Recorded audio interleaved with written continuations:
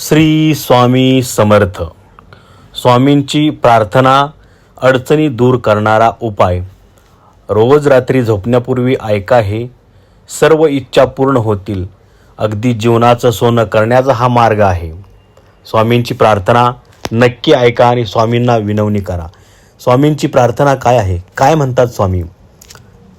प्रार्थना: हे समर्था, तू माझा खरा हितचिंतक आहेस.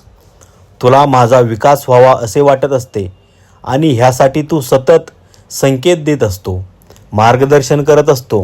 हे आई, आज आम्हा बालकांनाही समज दिली. तुला धन्यवाद.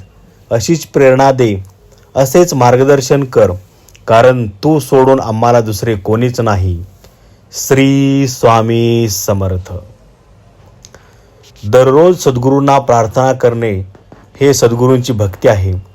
आजपर्यंत जे दिले ते तुझेच आहे. मी निमित्त मात्र आहे. इतरांपेक्षा मला तू भरपूर दिलेस. राहिलेले आयुष्य देखील तुझ्या कृपाशीर्वादाने सुख, शांती, समाधान, आनंद व समृद्धीचे जाण्यासाठी नामस्मरणाची ताकद दे व तुझी आठवण सतत होऊ दे. मनाचा परिणाम शरीरावर होतो, म्हणून मनात नेहमीच चांगले विचार येऊ दे.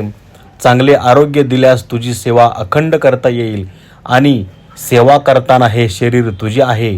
या शरीराला कोणताही घातपात होऊ नये याचीही काळजी तूच घे. माझ्या जीवनात जे भोग असतील ते तुझ्या आशीर्वादाने नाश होत. हीच स्वामीचरणी प्रार्थना. सद्गुरुनाथा हात जोडितो, अंत नको पाहू.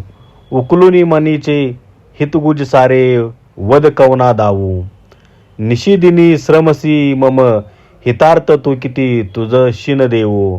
हृदी वससी परी, नच दिससी कैसे तुझ पाहू.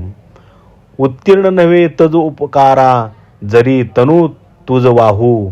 बोधुनी दाविसी इह पर, नश्वर मनी उठला भाऊ. कोण कुटील मी कवन, कार्य मम जनी कैसा राहू.